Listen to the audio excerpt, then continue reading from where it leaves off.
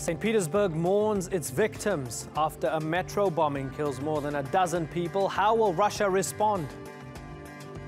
Also on today's program, building a new Silk Road. China and Pakistan say a major infrastructure project will reshape the balance of power. But can it live up to the hype?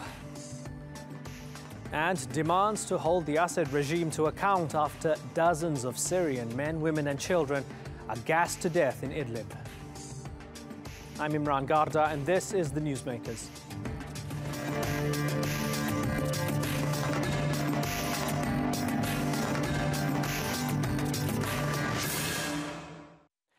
People in St. Petersburg are in the midst of 3 days of mourning after a bombing on a train killed 14 people.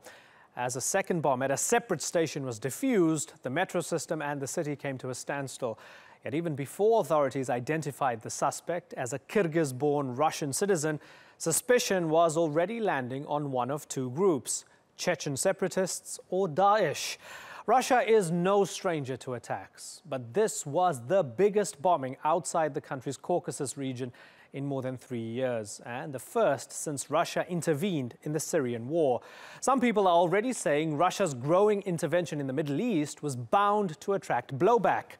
Foreign Minister Sergei Lavrov says that analysis is cynical and that the tragedy shows the need to step up what he calls joint efforts to combat evil. So, was this a rare failing of Russia's counter-terror efforts, or does it reflect an increased threat from Central Asia? Today's newsmaker is the attack on the St. Petersburg metro, and we begin with this report from Randolph Nogel.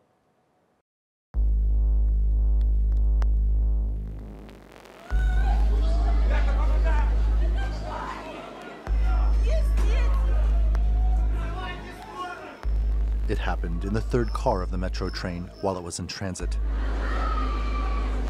But only once the train reached the next station did the extent of the carnage become clear. Those unharmed escaped. Those wounded were attended to. And the dead could only be counted. The death toll could have been even higher. A second larger bomb disguised as a fire extinguisher was found and disabled at another station in St. Petersburg. Now the ideological narrative is yet to be decided, but based on the fact that we know that one device went off, the other one was prevented, it seemed to suggest that this was coordinated. That certainly bears the hallmarks of a transnational terrorist group. Investigators say they have a suspect, Akbarzon Jalilov, a Russian citizen born in Kyrgyzstan. But no group has claimed responsibility. The attack is the first inside Russia since the country began launching airstrikes in Syria in late 2015. Daesh has threatened attacks on Russian soil. And a group with ties to Daesh claimed responsibility for the downing of a charter jet flying from a popular Egyptian resort to St. Petersburg in October 2015. Separatists from Russia's North Caucasus region have staged attacks on public transport in the past, but there's been little such violence in recent years. Russian President Vladimir Putin was in St. Petersburg to meet with Belarus's President Alexander Lukashenko when the bomb exploded on Monday afternoon. He has since visited a memorial honoring the victims outside the bomb train station.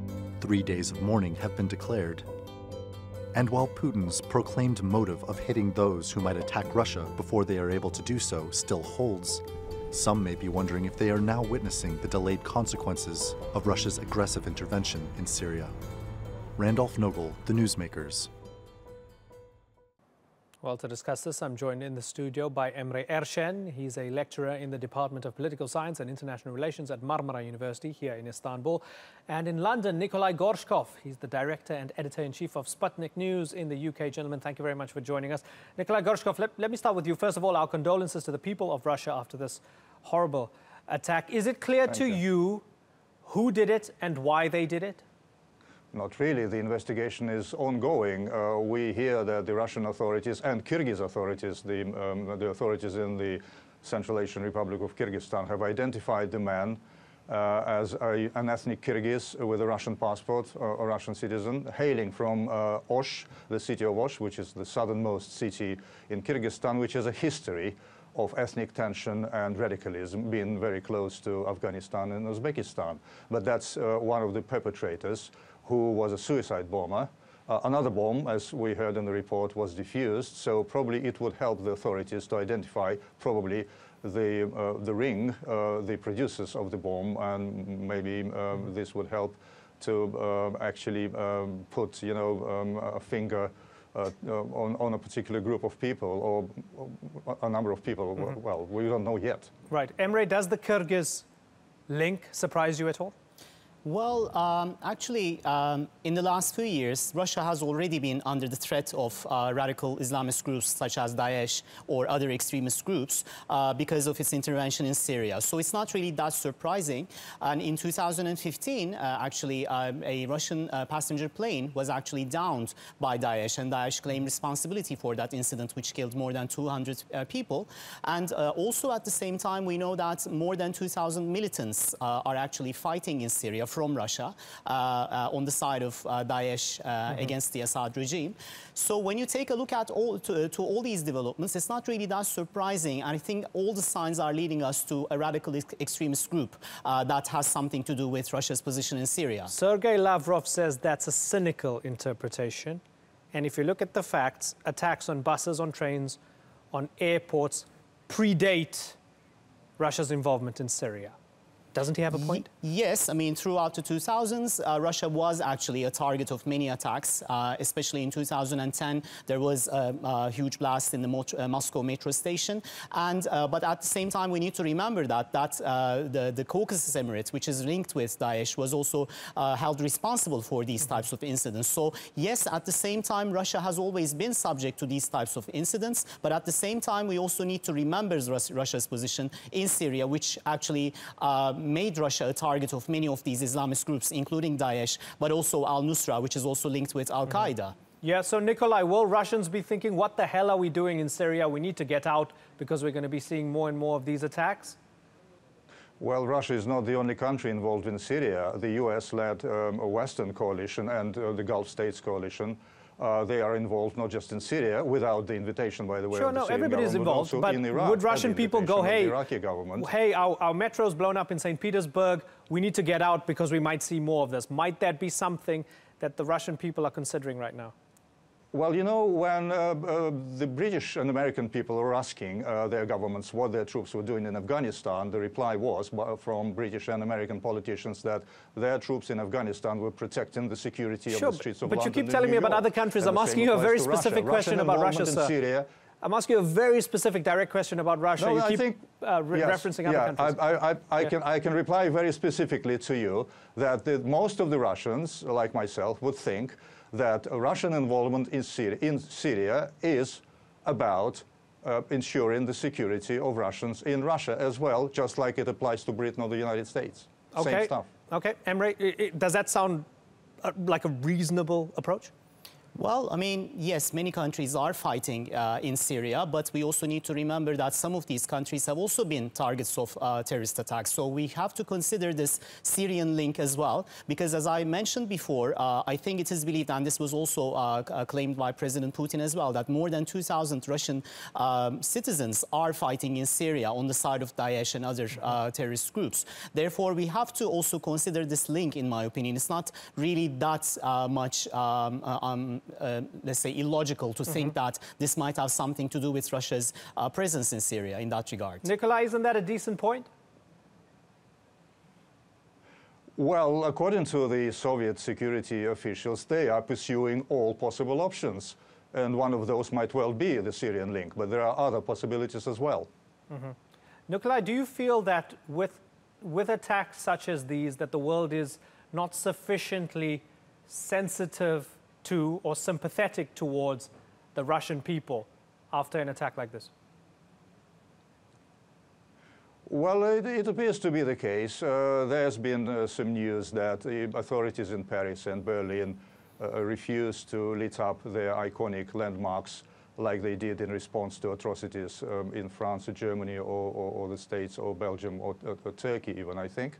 Although the ordinary people in Western Europe have been expressing their condolences, it looks like the official position is a bit muted for the occasion, and the Russians would have expected more sympathy and empathy from the officials in the West, just like they see this sympathy and empathy from the ordinary people. Emre, I asked that question because I was watching Russian media earlier in the day, and they had a piece on why the landmarks were lit up elsewhere and not, or when there were attacks elsewhere, not after Russia. Is that a fair point, that maybe when Russia's attacked, people go, oh, well, the Russians deserve it, they had it coming, but when it's other countries, they show more sympathy? Do the Russians have a point? Well, we have to keep in mind that this is a threat that everybody is quite afraid of, international terrorism that we're talking about. And the major problem about this is that every country actually views this more as a matter of national security. And when you do it that way, actually, it doesn't really work. So you need to be cooperate, you need to increase your efforts for coordination so that you can fight effectively international terrorism. And this definitely has something to do with how each country views international terrorism. Each one has a different interpretation about what terrorism is. Even in Syria, for example, as I mentioned before, Russia treats al-Nusra as the major concern, whereas for Turkey, it would be the PKK, PYD, YPG, or for the United States, it would be Daesh. But if you call these all terrorist organizations, then since terrorism itself has turned into a transnational phenomenon, all the measures that we need to consider should also be transnational as well. And one of the ways to do this is to increase the consciousness about terrorism. And that's probably why people should be in solidarity with the Russian people. We shouldn't be actually differentiating between the different terrorist attacks in different cities. Yeah, something that's interesting, Emre, where there might be a parallel between Turkey and Russia is that the Russians, I guess, fight on two fronts. On the one hand, you have an insurgency that was born out of the Caucasus, and the other one might be Daesh and or Al-Qaeda linked attacks. So that could be perhaps similar to Turkey having PKK terror attacks, similar to, say, the Caucasus insurgencies, and of course the Daesh type attacks. With that in mind, how should Russia respond given that they're being attacked on two fronts? Well, Russia's response up until this point has always been quite security-oriented, and we know that throughout the 2000s when Russia was responding to the Chechen issue especially. But I'm not sure if that security approach is quite capable of solving the international terrorism problem, because as I mentioned before, now we are talking about transnational terrorism, and transnational terrorism requires new methods and more cooperation with other actors. And in the case of Russia, this might not work because we also know that most of these Chechen militants throughout the 2000s became more and more radicalized, mostly also because of Russia's tough response. And in the end, some of them actually declared their allegiance to Daesh and to Al-Qaeda. So we are actually dealing with these types of problems. But I expect Russia to be focusing more on security, both in domestic front, but also in foreign policy. Okay, so Nikolai, if I understand Emre correctly here, he's using a euphemism for crushing them. When he's saying a security-oriented approach, that means crushing them at the source, or, you know, people picture, you know, the destruction of Grozny and so on and so forth. He's saying a less security-oriented approach. Do you agree with that? Well, obviously, the perpetrators of the crime must be found and punished, and it applies to every country in the world, and every security service does it. Now, there has to be a complex approach. Of course, there has to be security, enhanced security, but there has to be international cooperation as well. And local issues have to be addressed. In Chechnya, actually, the active, you know, the most acute period of confrontation was resolved when Ahmad Kadyrov, the senior, realized that the war was not the solution to the problem, and he entered into negotiations with Moscow. And actually, Chechnya is largely at peace. Yes, of course, there are radicalized elements harking back from the days of the war. And don't forget, there's a lot of foreign influence on these people as well around the world, not just in Chechnya, and a lot of money is involved as well. So yes, there has to be a political accommodation, but there has to be enhanced security as well. They go hand in hand, and there has to be international cooperation for sure, and that's what Russia has been calling for. Unfortunately, recently, there has been a lot by way of international cooperation, to put it mildly. Okay. Unfortunately, we're tight for time, so Nikolai and Emre, thank you both for joining us. It's been a pleasure. It's being called the biggest infrastructure project ever developed by China outside its borders. A multi-billion-dollar series of roads and railways known as the China-Pakistan Economic Corridor is set to link Western China to a Pakistani port not far from the Gulf. It should slash days off shipping routes, providing a massive economic boost to Beijing. Pakistan also stands to gain from new jobs, new industries, and new projects that should alleviate debilitating power cuts. But the country's shaky security situation is raising serious questions about just how feasible the project really is. Shoaib Hassan has this report.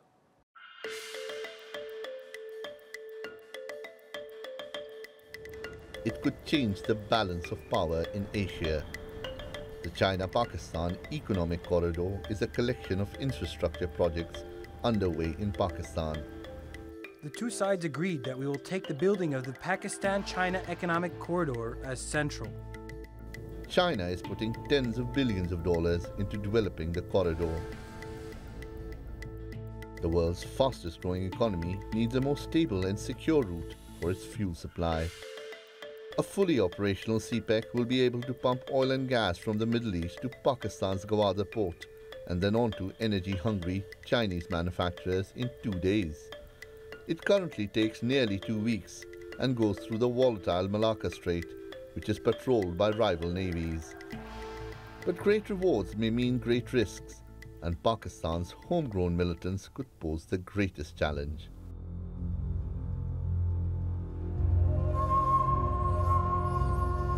The militants belong to nationalist groups fighting for Balochistan's independence from Pakistan.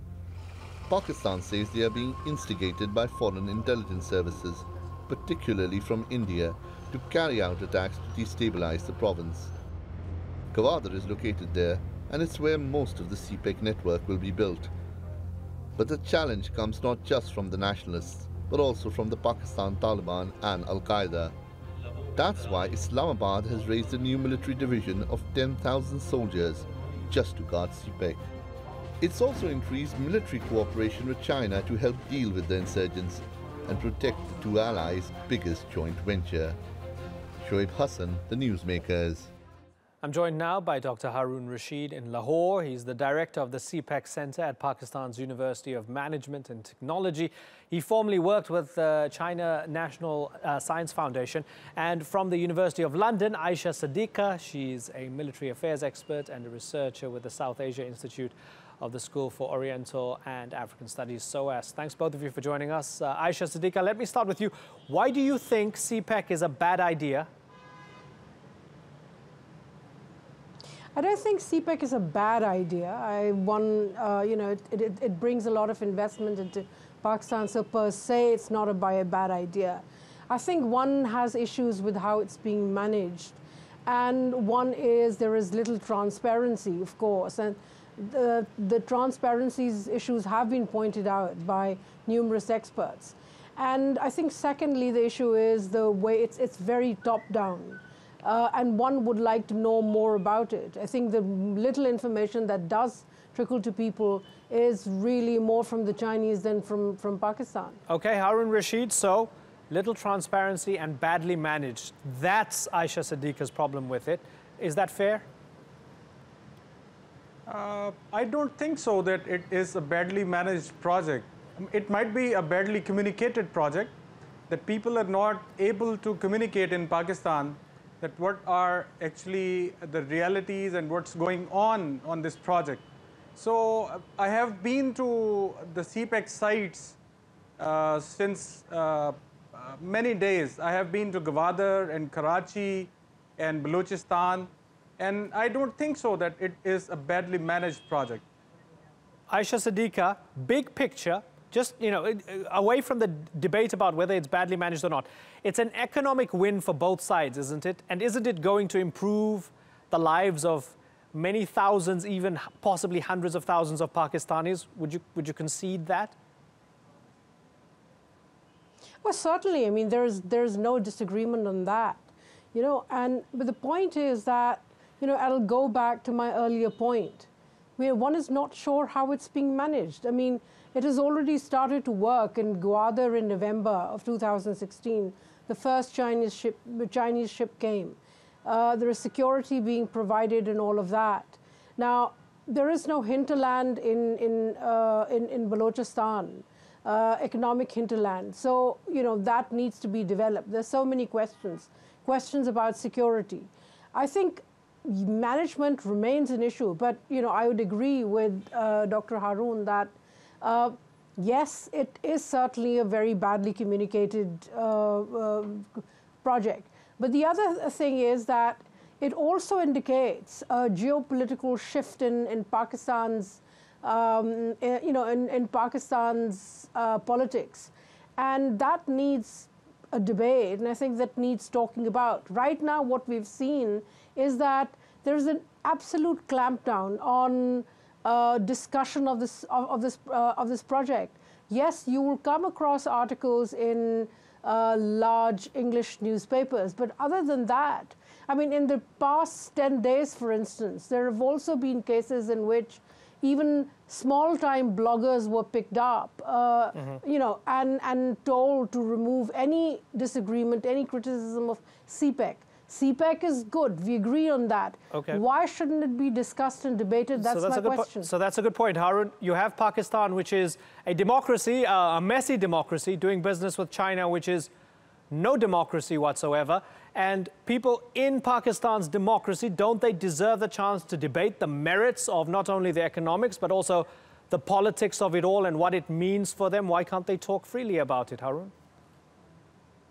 Yeah, I think that there is some misunderstanding. People at all levels, at government level, at private level, at think tanks and research organizations, in academia and chambers of commerce and industry, they are discussing, and the government of Pakistan is also welcoming their feedback. Yes, I will agree with Dr. Aisha as well that many English newspapers are portraying or it is appearing in the English newspapers. But I think that majority of people who look at the Urdu newspapers, the national language newspapers, they will second me that there is a good debate going on it, and there is a democratic opposition in the country as well.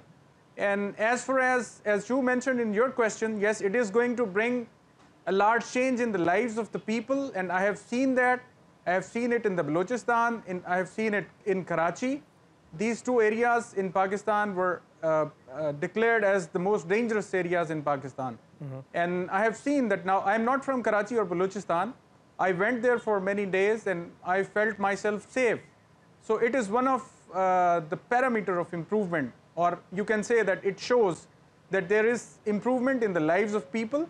Security situation is not ideal, but it is Haroon, improving. you say you felt safe, and you say there's an improvement. Sorry to interrupt you. You say you felt safe and there's an improvement. There are critics who say that this is actually going to attract more militancy. So you have Taliban, you have Al-Qaeda, and of course you have the Baluchi militants as well. So they're saying this is going to further attract militancy, not make it better. I think Pakistan has suffered a lot from this terrorism, and it has been a long time, more than a decade.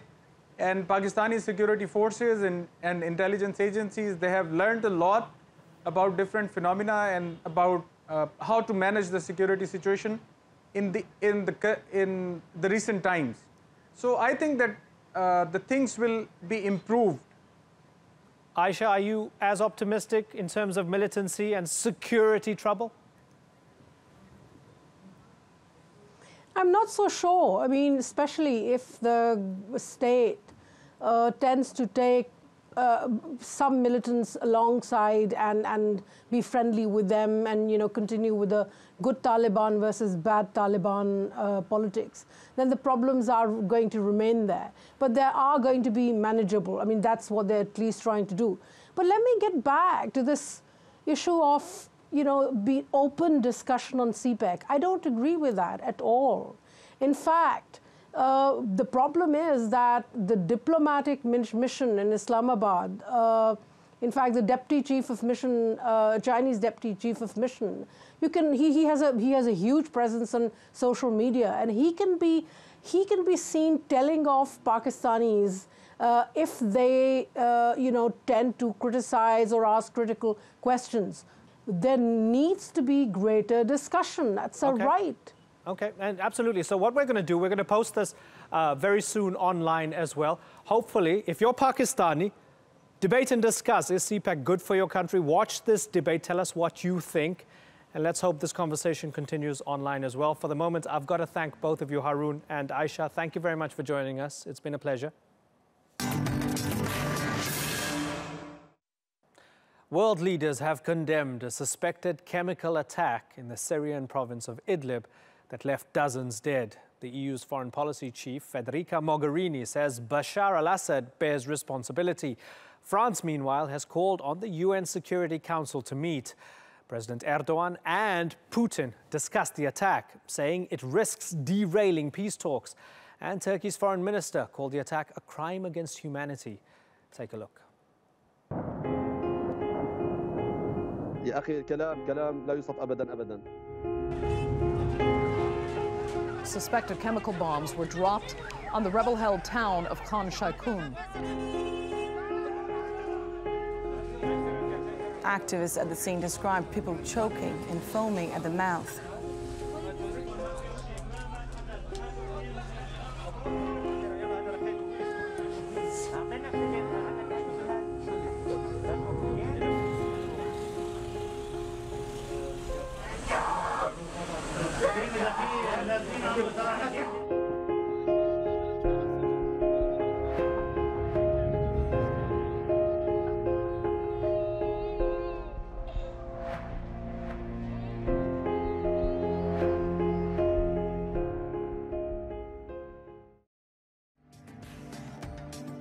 And that's all for this edition of the Newsmakers with me, Imran Garda.